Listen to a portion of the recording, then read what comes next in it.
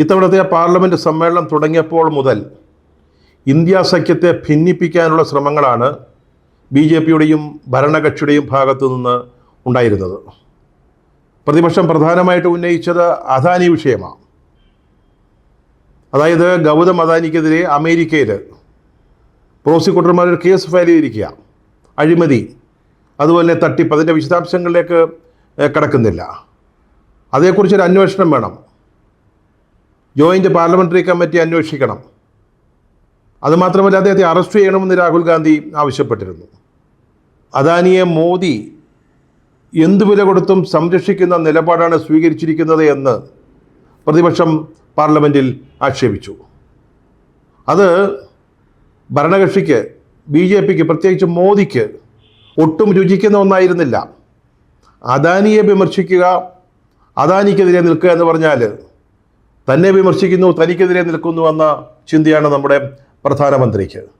അതുകൊണ്ട് തന്നെ ഇത് സംബന്ധിച്ച്, അദാനി വിഷയം പാർലമെൻറ്റിൽ ഉന്നയിക്കുന്നത് സംബന്ധിച്ച് ഇന്ത്യ സഖ്യത്തിൽ വലിയ തർക്കം, അകൽച്ച നിലനിൽക്കുന്നുവെന്ന് പ്രചരിപ്പിക്കാനാണ് BJP-യും അവരെ താങ്ങി നിൽക്കുന്ന ചില ദേശീയ മാധ്യമങ്ങളും ശ്രമിച്ചത്.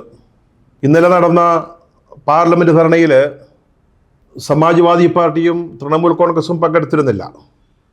സമാജ്വാദി പാർട്ടി നേതാവ് അഖിലേഷ് യാദവിന് ഈ സമ്പൽ പ്രശ്നത്തെക്കുറിച്ച് തന്നെ പാർലമെൻറ്റിൽ സംസാരിക്കാനുണ്ടായിരുന്നു.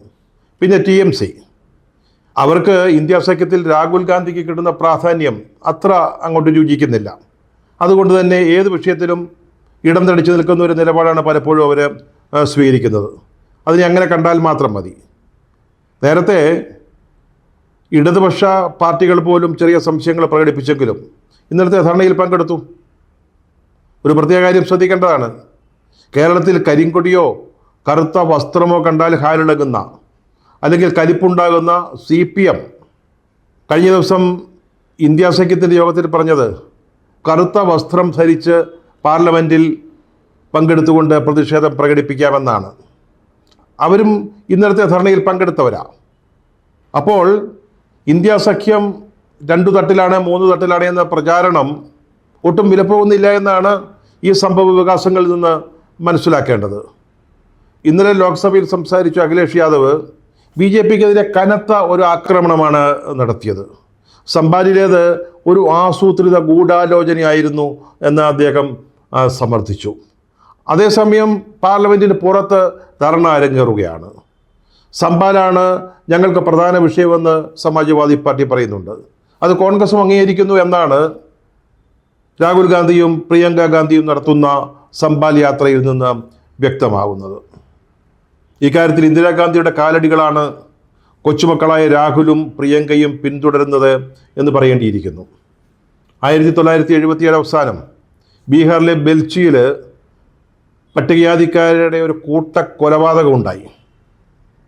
അന്ന് അവിടേക്ക് ചെന്നെത്താൻ സൗകര്യങ്ങളൊന്നും ഉണ്ടായിരുന്നില്ല.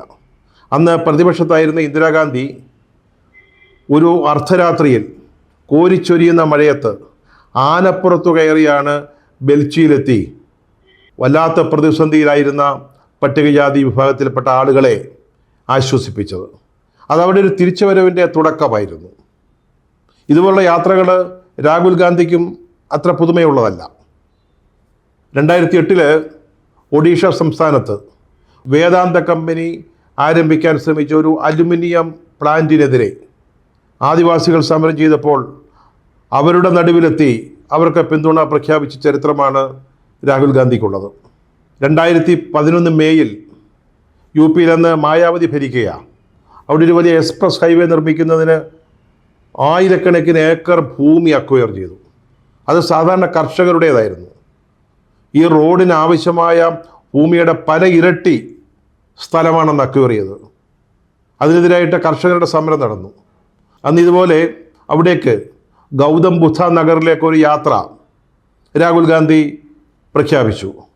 അന്ന് റോഡിൽ നിരോധനാജ്ഞ ഏർപ്പെടുത്തി.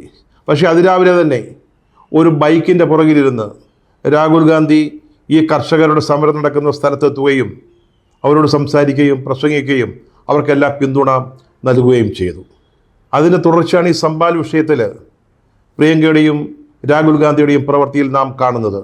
ഇത് ഇന്ത്യയിലെ മതനിരപേക്ഷവാദികൾക്ക്, ജനാധിപത്യ വിശ്വാസികൾക്ക് പ്രതീക്ഷ നൽകുന്നതാണെന്ന് പറയാതെ വയ്യ.